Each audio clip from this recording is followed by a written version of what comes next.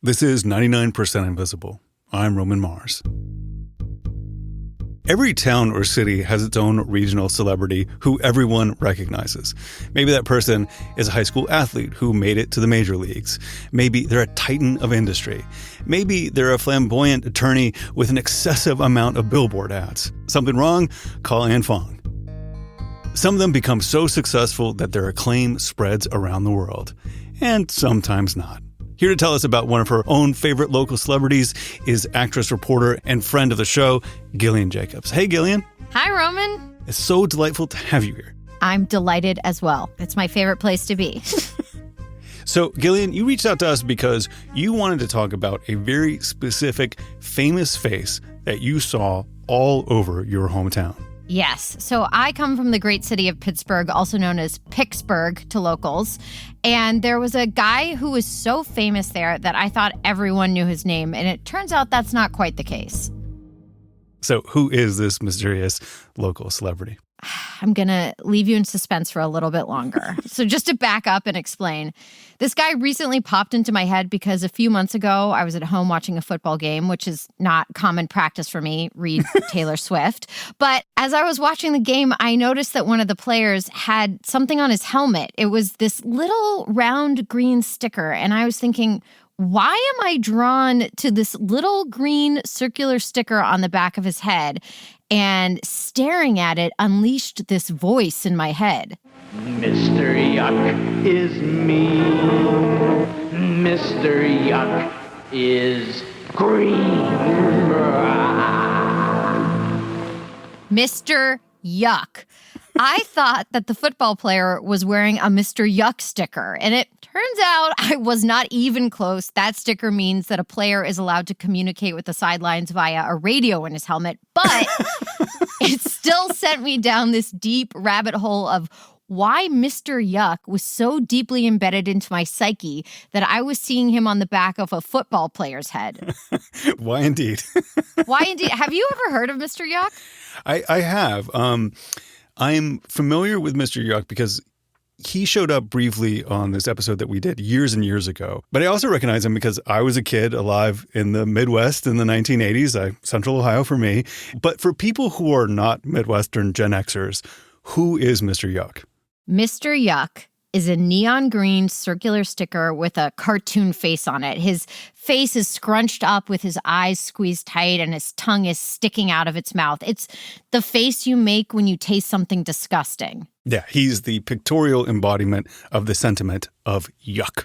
Right. He's a symbol for hazardous substances aimed at deterring children from ingesting them. He was basically created to indicate that if you saw a Mr. Yuck sticker on something, it meant that that something was poison. Do not ingest. And I grew up thinking he was as famous as Smokey Bear.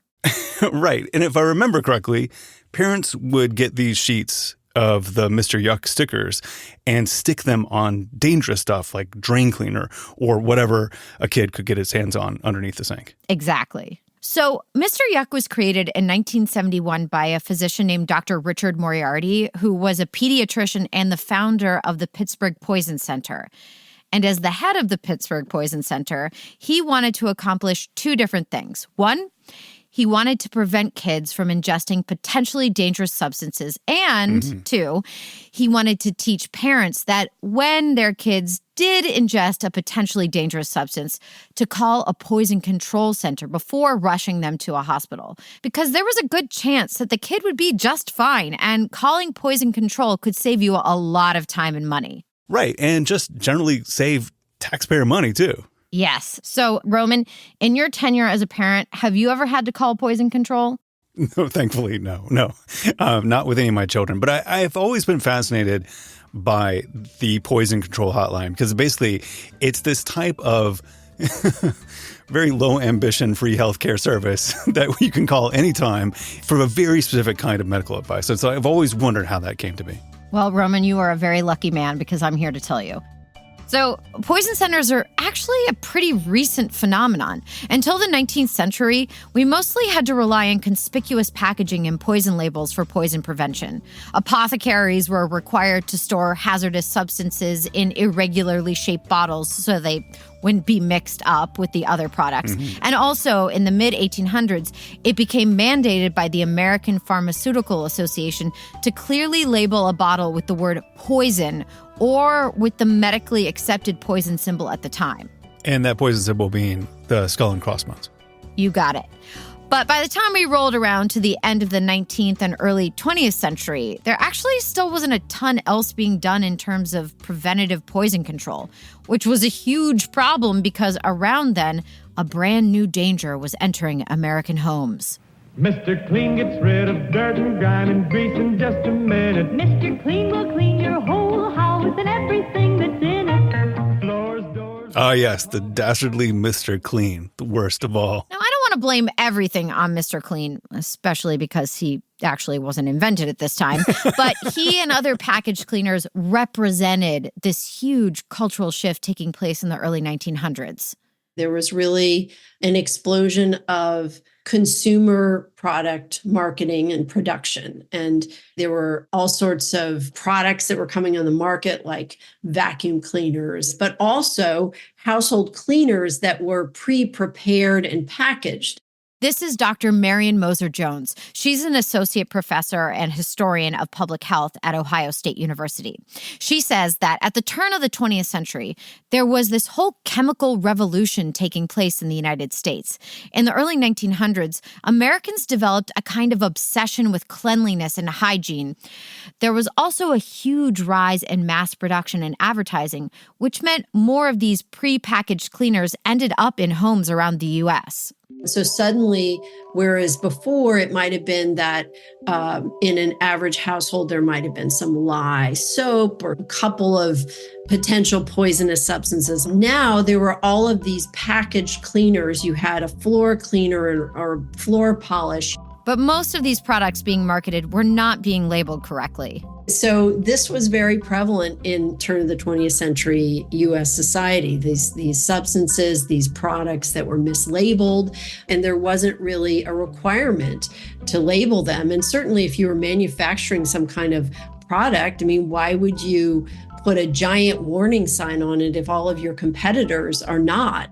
I can remember, and I lived through a time when there was a wonderful slogan called Better Living Through Chemistry. And consumers demanded household conveniences. And at least some of these chemicals and some of these products were toxic. And so who is this? This is Dr. Alan Wolf, and he wears many, many impressive hats. And two of them are pediatrician and the co-director of the Pediatric Environmental Health Center at Boston Children's Hospital. He says that these new cleaning products were made up of incredibly dangerous and toxic chemicals. And because chemical companies really resisted proper warning label regulation, it was children in particular who were the big victims of accidental poisonings during this time. Kind of post-World War II and the baby boomer generation, a lot of infants and then toddlers came of age in the late 1940s and early 1950s. And the peak age of poisoning is somewhere between 1 and 3 years of age.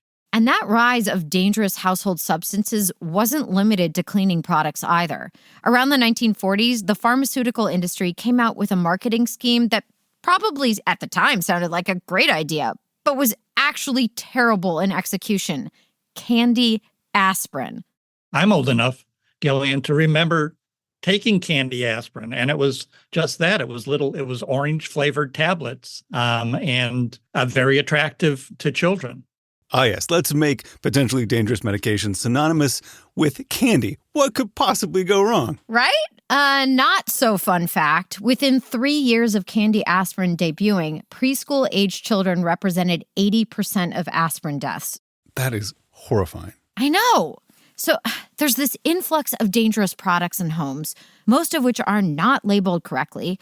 And on top of that, if a child got into one of those toxins, many doctors didn't even know what or how much of those products would be lethal if ingested by children.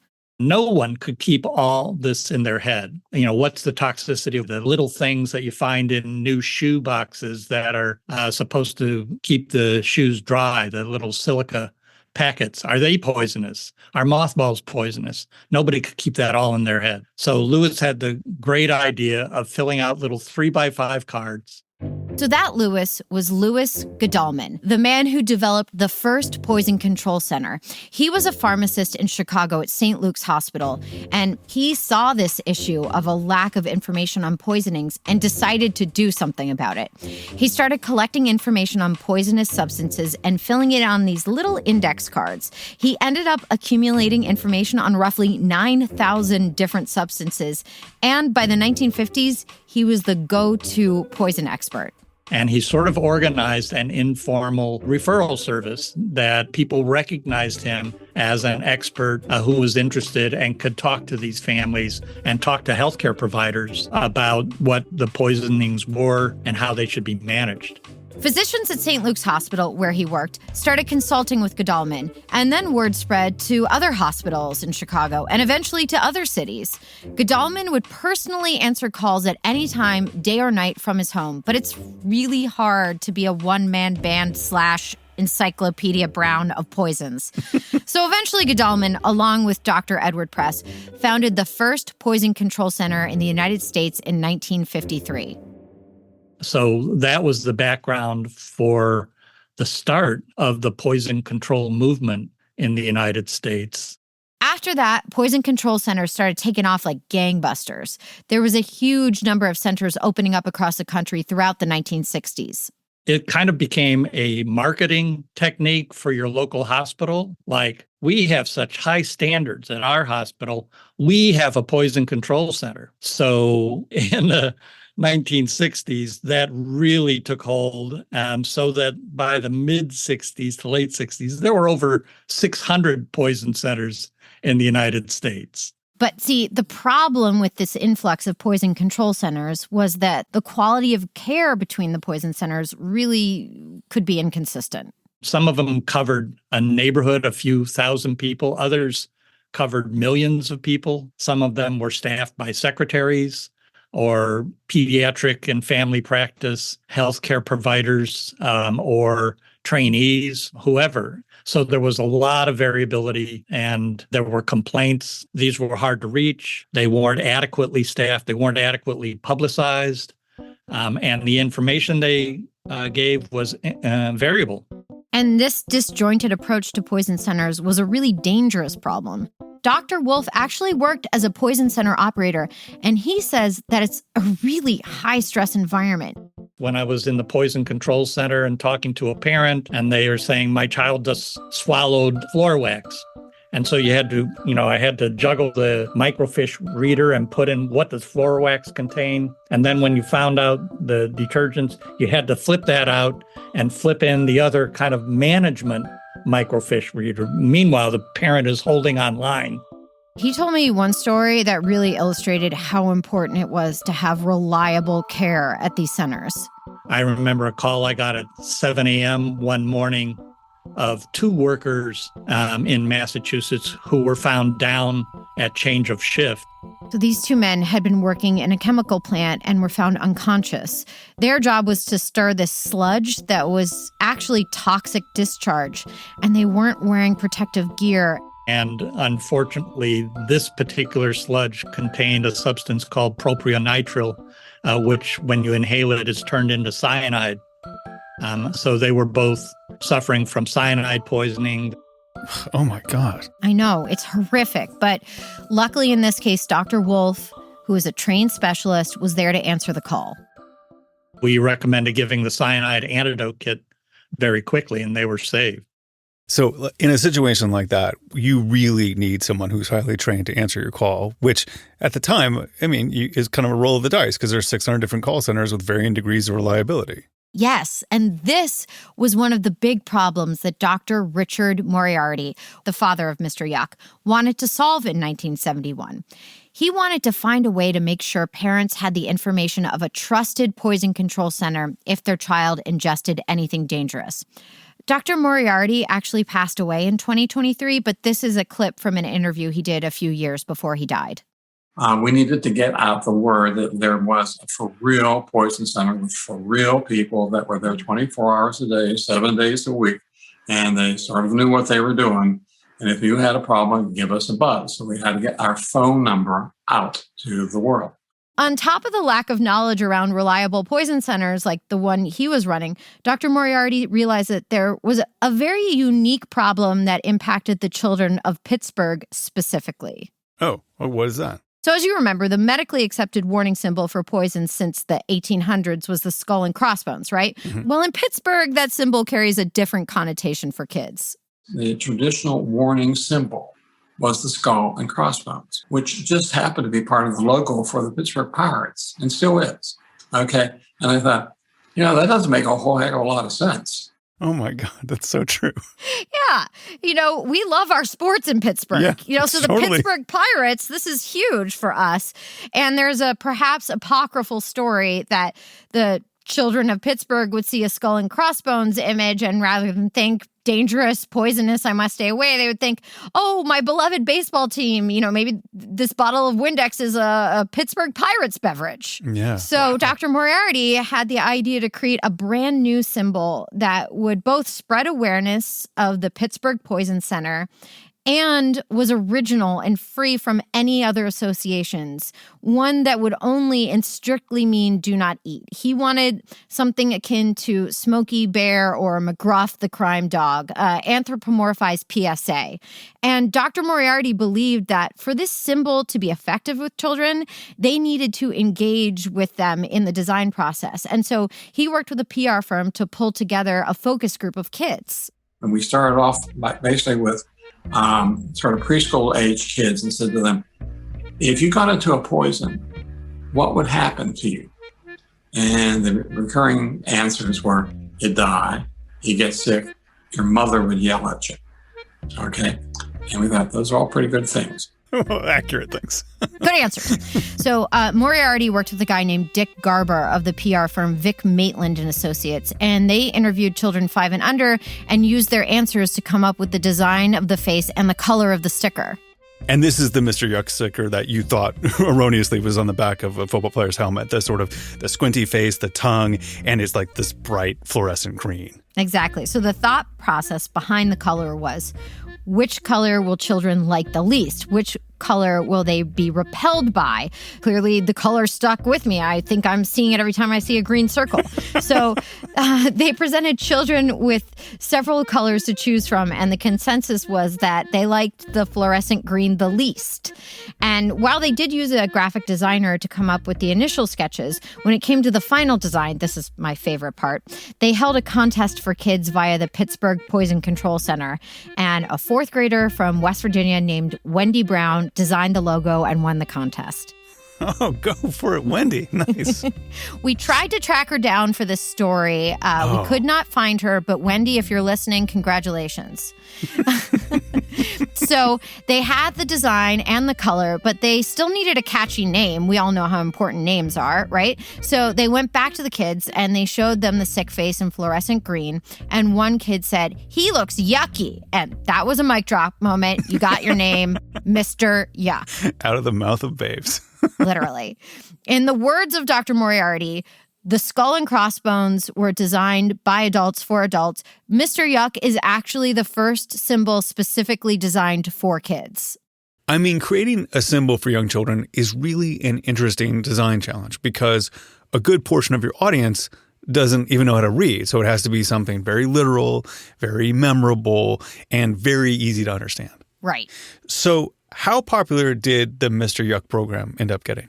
So the Pittsburgh Poison Center mailed many, many sheets of the stickers to households around Pennsylvania and beyond, which definitely got the word out. But Mr. Yuck really took off in 1975 after a PSA ran during the 1975 Super Bowl.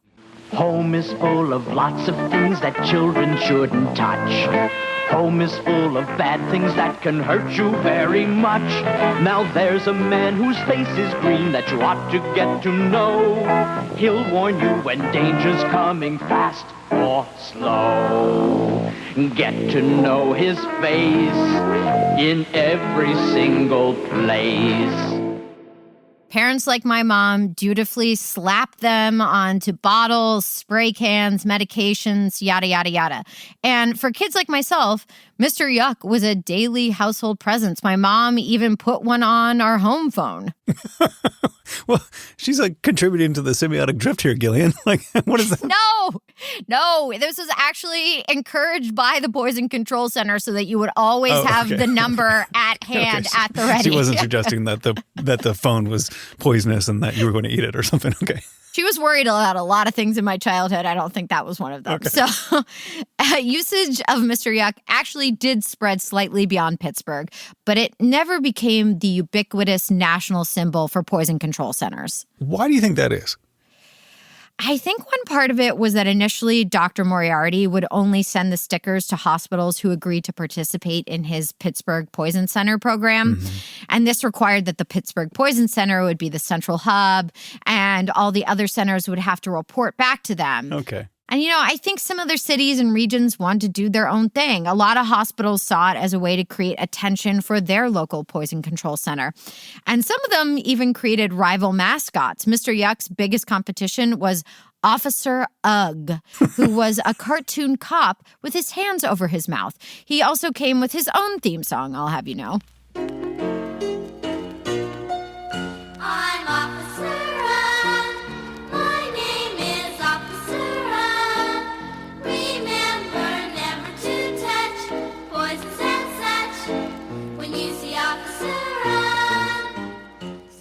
What the hell is that?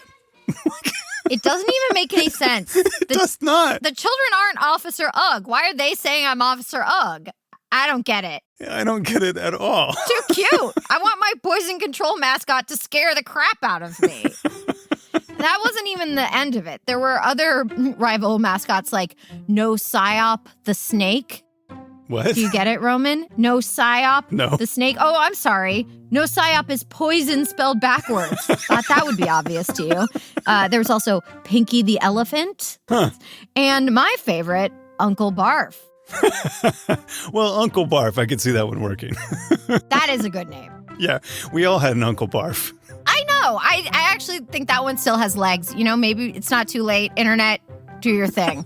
So, as you can see, this disjointed, uncoordinated approach meant Mr. Yuck wasn't as recognized in most parts of the U.S., and this war of the poison control mascots kind of illustrated the problem with poison control centers across the country at the time because there still was no single coordinated poison control agency. So then what happened to Mr. Yuck? By the 1980s and 90s, the number of poison control centers started to decline. And then in the early 2000s, Congress passed the Poison Control Center Enhancement and Awareness Act, which allocated support to poison centers. So now 100% of the U.S. population is served by just a single toll-free phone number from anywhere in the country, which is great. But it also means that Mr. Yuck wasn't relevant anymore because people didn't need to be directed to the Pittsburgh Poison Center's number. So basically, because we have one single national poison control number, Mr. Yuck just wasn't really useful anymore. Exactly. The Pittsburgh Poison Center does still distribute stickers for fun, but they now have the national poison control number, which is 1-800-222-1222. Oh, I'll also side note that when the national number was established, there was a push to adopt Mr. Yuck as the national symbol, but it was rejected in favor of, do you know, Roman? I mean, was it the skull and crossbones again? Close, but no cigar. It's a red pill bottle with a white skull and crossbones. I mean, it's fine. It's fine, but it's not iconic like Mr. Yuck, in my opinion. I mean, well, the problem with skull and crossbones is it is iconic, but it's iconic for a lot of different reasons. Like it's cool looking. It's like cool for pirates, It's just not all poison anymore. But I guess what I'm curious about is if the Mr. Yuck branding really worked. Like, did it actually reduce childhood accidental poisonings in and around the Pittsburgh area at least? So Mr. Yuck launched in 1971, and within just a couple of years, rates of childhood poisoning actually began plummeting. Wow, really? Okay. Yeah, but not because of Mr. Yuck. Mr. Yuck is great for educational purposes and awareness, but you really need to prevent the kid who's really determined to get into that bottle. I mean, a 3-year-old or a 4-year-old has little impulse control and a lot of curiosity. And so I've had a 3-year-old and a 4-year-old before, and so I know this. They may not be deterred by any kind of, symbol. They're deterred by, packaging that prevents them from getting into the actual package. That was Dr. Moser-Jones again, and she says that in 1970, Congress passed the Poison Prevention Packaging Act, which mandated child-resistant packaging. In the intervening years, child poisoning deaths have fallen by roughly 73%, and they have stayed low ever since. By 1981, childhood poisoning death rates had fallen to 25% of their 1961 levels. And since 1972, childhood poisoning death rates have not gone back up. So this has saved lives, this kind of packaging and this enforcement, although some people may criticize it as being the nanny state, it has saved lives. I mean, children need a nanny, right? They do. Yeah, they totally do. This is not an example of the nanny state. I mean, this is huge. Better packaging, better public awareness, quality access to poison control centers combined to reduce a number in an extremely meaningful way. They stop these kids from getting sick or dying from household poisons. It's amazing. Yes, and I also have to mention that some have questioned the effectiveness of Mr. Yuck. Some studies found that the symbol didn't deter children, and in fact, some kids were actually drawn to ingesting harmful substances because of Mr. Yuck. What's funny is that I do remember the Mr. Yuck stickers. So Dr. Moser-Jones actually grew up with Mr. Yuck as a kid in St. Louis. The thing that stuck with me most was that in our basement, my mother had this old bottle. It was actually a jug with a skull and crossbones on it. And that was much more impactful than Mr. Yuck stickers. And again, I mean, I grew up in a time where there were these characters like Oscar the Grouch in Sesame Street, who was sort of a yucky character. I mean, he lived in the trash. He sang these songs about being dirty. And so they were these kind of dirty and, yucky characters were somewhat appealing. And so I do think that there is a problem when you have a sticker that could be appealing to kids as well and not just scary. I mean, this is a problem for all symbols. I mean, just kids and people just have their own opinions about what a symbol means, and it always shifts. Yes. And you know what? I don't want to sell Mr. Yuck short at all. I love the guy. It was a campaign that spread a lot of important awareness about the poison control system. So Mr. Yuck may not have been the hero of the poison control movement, but he was definitely a hero in Pittsburgh. Indeed. Well, thank you so much, Gillian, for bringing us the complete history of Mr. Yuck. I had such a fun time talking with you. My absolute pleasure. No, no, no. This is serious. Serious. We could make you delirious. Delirious. You should have a healthy fear of us. Fear of us. Too much of us is dangerous. After the break, we revisit a classic 99PI story about warning labels, shared language, and radioactive cats. Stay with us.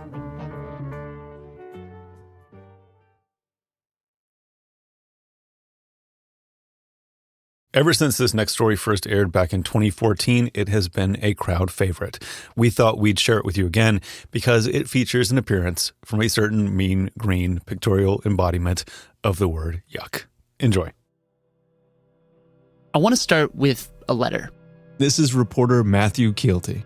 This is a letter that got sent out to a couple hundred people back in 1990. So, Roman, if you have the letter and don't mind. Sure. Okay.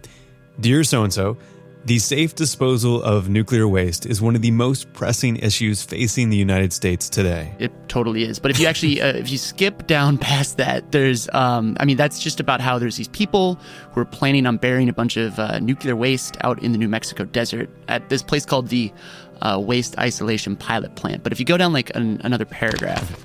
You have been nominated to participate in a study sponsored by Sandia National Laboratories that will identify what kinds of markers should be placed at the WIPP site. Yeah, just jump down a little bit further.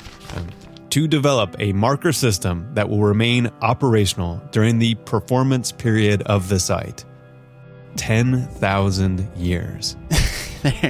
There it is. There it is. That is the part that I love. I had a moment of wondering if it was a joke. This is John Lomberg. He received one of these letters, which makes sense given his line of work. I'm an artist, and I work on projects involving unusual communication problems. The dude spent time in the 70s working with Carl Sagan and Ann Druyan on the Voyager Golden Record, one of NASA's attempts at communicating with aliens. So you'd think this sort of thing would be right in his wheelhouse. Usually you don't get asked to design something that's going to last 10,000 years. That's twice the span of recorded human history. The federal government really was calling on him to help protect people 10,000 years in the future. The Waste Isolation Pilot Plant, WIPP, or WIP for short, was ordered into existence by Congress in 1979.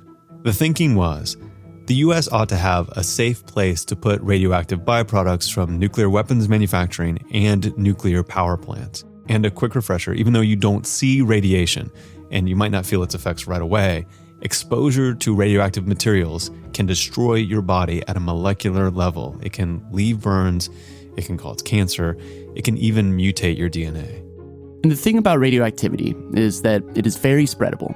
Say you've got a tool that touched a piece of plutonium. Now that tool is radioactive. And say a worker was wearing protective gloves while using that tool, chances are those gloves are radioactive too. The Waste Isolation Pilot Plant was designed to store all of this stuff and keep us all safe from it.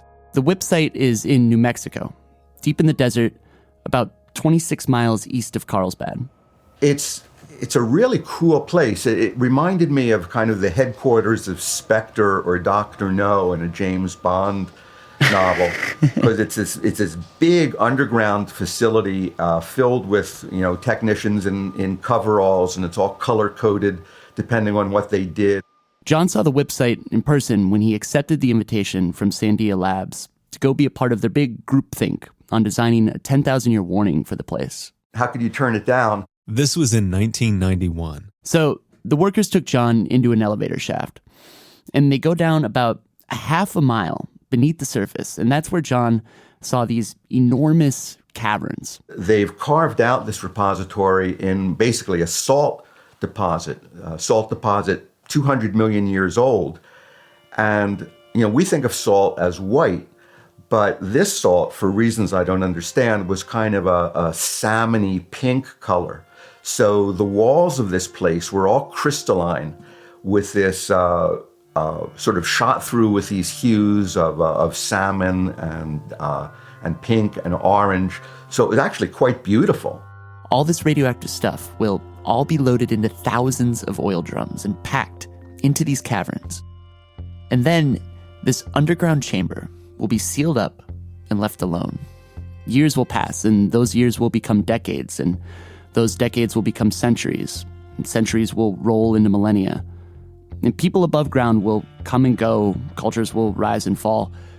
And all the while, below the surface, the salt will do what salt does with the right temperature and pressure. It'll slowly creep, making that cave full of waste smaller and smaller and smaller, until the salt swallows up all those oil drums, crushing them, entombing them. And so there, solidified in the Earth's crust, will be these gloves and these tools and these little bits from bombs that we made, all still radioactive, poisonous, for more than 200,000 years. Basically, forever. Storing something dangerous safely forever is a huge design problem. In fact, the jury's still out on whether they solved the basics of the storage problem at all. In February of 2014, a leak was detected that exposed several workers to low levels of radiation, and WIP has been closed since. The Department of Energy now predicts that it could be up to 3 years before WIP is fully operational again. We know these facts because we can look it up and read the news in a shared language. But the problem that John Lomberg was brought out to New Mexico to solve was not about communicating the danger of WIP to people today. He wanted to figure out how to tell people millennia from now that this place is dangerous. When John Lomberg arrived in New Mexico, he met the teammates he'd be collaborating with. There were geologists, linguists, astrophysicists. There was science fiction writer Gregory Benford. And you would be the archaeologist. This is Maureen. Maureen Kaplan. An archaeologist with the consulting firm ERG. Do you remember what you thought of the people they gotten together, like when you first saw them? It was like, oh my goodness. She was kind of starstruck. I went, John Lomberg, wait a moment. Aren't you the one who did the picture that went off into space in terms of trying to communicate with whoever might find Voyager? So I was impressed.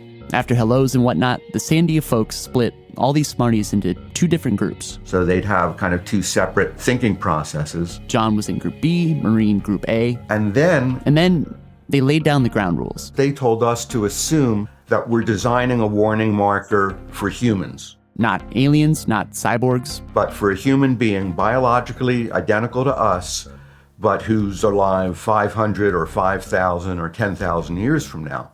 How can you make a message that human will understand? And why 10,000 years? As far as I could determine, the logic seemed to be, well, if we told them to design a marker to last 250,000 years, that's clearly a ridiculous and absurd proposition. 10,000 years doesn't sound quite so crazy. So it was just pulled out of the air. In other words, even though this site is going to be radioactive for hundreds of thousands of years, this panel was only responsible for keeping this place sufficiently labeled for humans for the next 10,000 years. Let's get some perspective. Think about where humanity was 10,000 years ago. Back then, there was a hot new technology taking the world by storm. It was called farming. Before the agricultural revolution, humans subsisted as gatherer-hunters. Biologically, we are the same people we were 10,000 years ago. Actually, that's true going back over 40,000 years. But culturally, we share almost nothing with these people. Definitely not language. Well, no, because the linguists tell us that language changes. Language has a half-life, just like radioactive materials have a half-life. And this half-life isn't very long. Think about Shakespeare. My cousin Westmoreland, nay, my fair cousin. Alack, what poverty my muse brings forth. But this dotage of our generals o'erflows the measure. Some of the words are tough. Bully rook, festinately, fleshment, clinquant. Is that how you say that? But, high schoolers can get through it. Although Shakespeare was only 400 years ago, 4% of 10,000 years. What? Go back to Beowulf, We Gardena, written in Old English. Theod Kuninga Thrym Jefrunon. Basically incomprehensible. Ellen Fremedon. Oft chul shaving, share than a threatum. And it's like a different language. And I know you can't see this because this is radio, but trust me, it's just as confusing on the written page. You can recognize most of the letters as being part of the English alphabet, but they barely correspond with how we use those letters today. And that's from year 1000, 10% of 10,000 years. There are some languages that are very resistant to change. That is, languages that get enshrined in biblical texts, in religious texts. Latin, Hebrew, Arabic. But those aren't sure bets either. The oldest written texts go back to ancient Sumeria, about 4,600 years ago. And those languages are long since dead. And that's not even the halfway mark of our time frame. So both Team A and Team B at the WIP brainstorming session realized pretty quickly that every language on the planet today could be gone well before 10,000 years. And how can you start a conversation with somebody that you have no common language with? Both groups weren't sure about this. But then they thought, there's got to be something better than language. Symbols. Symbols. Pictures. There are some facial expressions which are pretty universal. Like the smiley face. 2 dots for eyes, half circle for a mouth. It's happy. Yeah. And take another one. For like yuck. Symbol called Mr. Yuck. If you were alive in the 80s, you know this one. Mr. Yuck is me. Mr. Yuck is green. It's a logo of a green face with squinty eyes and a stuck-out tongue. The face looks like it's about to be sick. Sick, sick, sick. It was designed to be put on cleaning products and other household poisons to let kids know that whatever's inside is going to be horrible for you. And so, thinking along those lines, they considered another logo, which they thought might be universal. Actually, Carl Sagan proposed it. Sagan couldn't make the panel, but he sent in a letter saying this whole marker problem was easy. You just need the right symbol. And he knew just the one. The skull and crossbones. The Jolly Roger. Death incarnate. Well, do you know where the skull and crossbones came from? No, I don't. The earliest uses of it are in religious paintings and sculptures from the Middle Ages, where at the foot of the cross where Jesus is crucified, there's a skull with two bones in the shape of a cross, not an X, the shape of a cross. Huh. And it's Adam's skull. And the bones are the symbol of the resurrection. Oh. So instead of it being a symbol of death, it was a symbol of resurrection and rebirth. But fast forward a couple of centuries. There's a lot of trade going on, merchant ships traveling to and fro. And in the ship's log, if a sailor died, the captain would put a little skull and crossbones next to his name. And a lot of the sailors came to associate that symbol with death. The rebirth part of it was kind of lost. Fast forward another century. You've got pirates out marauding on the high seas. They've plundered other boats and stole their cargo. And along the way, some pirates realized they could use a symbol to let their targets know who they were. A branding campaign to terrify their targets into compliance. Yeah, to make clear, we're pirates, and if you don't surrender, we're going to kill you. It's your death. But there were actually several different icons that pirates used. For example, a heart with blood dripping out of it. That was a popular pirate flag. And an even more popular symbol was an hourglass. An hourglass? An hourglass meant if you don't surrender in a certain amount of time, we're going to kill you all. Oh. So the hourglass for a while was the most feared pirate symbol. But then one of the logos got famous. In 1720, a pirate named Calico Jack Rackham was captured and put on trial. In the legal proceedings, it came out that two of the pirates in Calico Jack's crew were women, and that one of them was pregnant with Calico Jack's child. This was the tabloid scandal of the day, and everyone in England was reading about this trial. Anyway, it just so happened that Calico Jack's symbol was the Jolly Roger, though in his case, the bones were replaced with a pair of crossed swords. Quick aside, the name Jolly Roger is probably an English corruption of the French Joli Rouge, or pretty red, because the original pirate flags were red, not black. After that trial, the skull and crossbones started showing up on book covers. Treasure Island kind of novels. The skull and crossbones was permeating culture as a symbol of danger. Jump ahead to the late 1800s. Dye factories in Germany started using the skull and crossbones as a symbol for poison.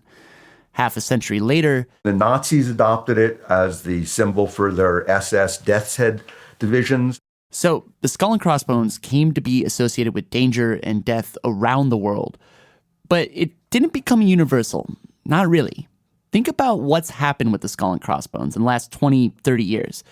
It's gone mainstream. Now you'll see it on kids' book bags, on onesies for infants. You can even buy water bottles with the skull and crossbones. So much for the whole poison thing. And the original meaning as it pertained to Adam and the resurrection is long gone. The lesson that we took from this is that symbols can change. Iconographical drift happens. And we haven't even touched on cultural interpretation. Like, there's a candy company in Mexico called La Catrina, and their logo, the logo that goes on the packaging for their sweets, is a skull.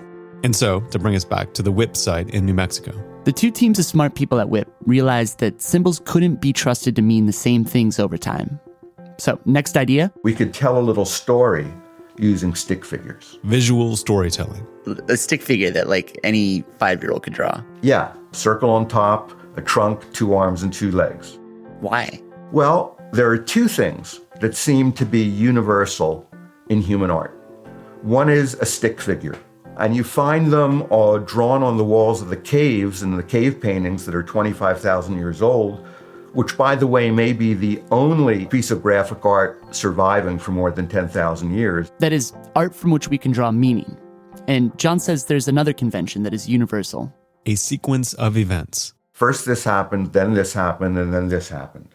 So like a narrative, a story. A narrative, a storyboard, a comic strip. You just find it everywhere. And in fact, you could even define a symbol using stick figures. Check it out. Let's do a simple comic strip. So, first frame, you put a small child. And the child is in front of a small plant, a sapling. Second frame, that child is a little bit bigger now, and the sapling behind him has grown a little bit. And next to the child is a barrel. And on that barrel is the symbol for radiation, the trefoil symbol. And the child is touching that barrel. Go to the third frame, you got a full-grown big old tree. You got a child that is now an adult, a human being, except the person is lying on the ground, presumably dead. X's over their eyes, frowny mouth. And the barrel now with the trefoil symbol is open. And so clearly the idea is don't touch anything with the trefoil symbol, or at least not a barrel. Of course, if you read it from right to left, then it's a totally different story. The old guy who is sick discovers the fountain of youth, and he's reborn. Okay, all is not lost. Maybe you could use arrows. Arrows are universal, or maybe you could situate the various comic strips in a sequence that you can only see sequentially based on how they're arranged in a space. So, I don't know, maybe it's possible to create a universally recognizable warning sign that way. But really, regardless of whatever symbol we're trying to come up with or whatever story that we're trying to tell, can we actually build something, make something, like a physical, tangible thing that can last 10,000 years? The brainstormers at WIP thought about building something from solid gold. Well, what's going to happen? They're going to get stolen. Maureen Kaplan, the archaeologist, her group realized the same thing. Metals were going to get recycled. So no bronze, no aluminum. That basically leaves you with rocks. And rocks can erode. And who knows, a giant monolith could be useful to some future desert person. You could, just tip it over on its side and then you have a foundation for your house. Here is the critical moment where all the obvious choices have been exhausted. Language, symbols, and storyboards weren't going to cut it. And here's where plans for the WIP site start getting really wacky. There was this one guy in Maureen's group named Mike Brill. Mike Brill was a landscape architect. And an artist. Brill has since passed away. But Maureen remembers in their group, Brill had this revelation. You don't actually need to transmit information into the future.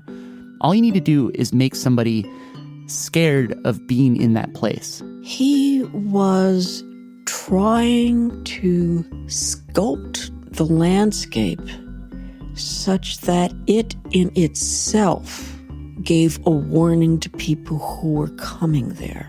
And he was thinking on a massive scale, on a scale greater than I'd ever imagined. Like one drawing, which Mike called The Landscape of Thorns, a drawing of these huge needles. Sharp, pointed, angular. Jutting up from the ground. The earth itself became a cactus. Make the land itself ominous and impassable. But the last thing you want to do is draw people to see this incredible work of art. It's you got to see this thing. It's a half mile of these giant spikes. What the hell is it? So somebody builds a hotel for them to stay in, and they decide to dig a well for water, and there you are. You've just caused exactly what you're trying to avoid. When all was said and done, both groups submitted their proposals, but Sandia Labs found most of the ideas a little too pie in the sky. Here's Roger Nelson, the chief scientist at the Department of Energy's Carlsbad field office, which owns and operates WIP. If we build any markers, they need to be constructed at a reasonable cost, because it's just not right to ask real current generations of real people today to sacrifice through their tax dollars or whatever, to invest in protecting a hypothetical intruder into some very far future from a risk for which there's likely no harm to result. In fact, the panel that met to figure out the WIP marker system was actually not the first instance of thinkers being brought together to consider how to communicate the dangers of nuclear waste over time. There was one such meeting in 1981 for the Yucca Mountain Project, which was eventually scrapped. And the Yucca Mountain Project had probably the craziest idea proposed. And even though it was never suggested for WIP, it's become the 99 PI in-house favorite method of communicating with people 10,000 years in the future. In fact, it's probably the reason why we're doing this story at all. Call it the Raycat solution. My hands-down favorite approach came from these two European philosophers, Francois Bastide and Paulo Freire. It goes like this. The two of them got thinking that the most durable thing that humanity has ever made is culture. Religion, folklore, belief systems, sure they morph over time, but an essential message can get pulled through. And so Bastide and Freire said, here's what we're going to do. We're going to genetically engineer a species of cat that changes color in the presence of radiation. Then we'd release them out into the wild to become feline Geiger counters. And that's just step number one. Step number two, we will create an entire system of folklore about these cats. So we will sing songs about them, we will draw pictures of them, we will tell stories about them. And like any good story, there's a moral. That when you see the cats turn color, run far, far away. Don't change color, kitty, keep your color, kitty, stay that midnight black. The radiation changing flies can kill, and that's a fact. The radiation, whatever that is something we don't want. Cause it withers our crops and it burns our skin and it turns our livestock on. So don't change color. Little kitty, don't flash your eyes. So don't change color. Once this Raycat folklore becomes embedded into our culture, the knowledge it contains can evolve with us, even as our language shifts. 10,000 years from now, these songs and these stories may sound incomprehensible to us, but as long as they communicate this idea that it's not safe to be where the cats change colors, we will have done our job. May the Raycats keep us safe. The plan that Sandia Labs decided to move forward with does not involve Raycats, sadly, or a landscape of thorns. It doesn't even involve the skull and crossbones. The conceptual design includes a big berm, 30 feet high, earthen construction around the footprint of the repository. That's Roger Nelson again, the chief scientist overseeing WIP. At the end of the day, the powers that be decided to go with solutions that the panelists had pretty much cast aside. They're marking the area with large granite monuments. Large granite monuments at each corner and in the middle, and several buried libraries. There will be information in 7 languages, the 6 languages of the UN, Arabic, Chinese, English, French, Russian, Spanish, and also Navajo. Because it's the most prevalent indigenous language of the area. The plan is still being finalized, but keep in mind, we're talking about protecting people that our great-great-great-great-great-great-great-great-great-grandkids will never know. We have a duty to warn them. We have a responsibility to mark the area. After a certain point, I started wondering, isn't this just a bit ridiculous? While I was researching this story, I read about this town called Talavast, a small, predominantly African-American community about hour and a half south of Tampa, Florida. In the 1960s, a beryllium processing plant was set up in the middle of town. The plant manufactured components for nuclear bombs and also built pieces of the Hubble Space Telescope. Anyway, it turned out that this plant was never very good about dealing with its waste. Beryllium dust and other toxins made their way into the town's groundwater. And Talavast had always gotten its water from shallow wells. Residents started noticing that a lot of people were getting diagnosed with cancer and other diseases, including berylliosis, which you get from exposure to beryllium. Talavast filed a lawsuit against the company that owns the plant, Lockheed Martin, and Lockheed spent years dragging out the lawsuit. Now, the reason I bring this up is because Lockheed Martin happens to be the parent company of Sandia National Labs, the corporation that runs the WIP site over in New Mexico. And this case at Talavast is hardly unique. There are literally thousands of towns across the United States, many of them low income or communities of color, that have become contaminated in similar ways. And so the 10,000-year WIP marker system feels really noble, but maybe a little misguided. I am all for taking care of people 10,000 years in the future, but I think the best way to do that is to start taking care of people that are alive today. That way, there might be humans in 10,000 years. And cats.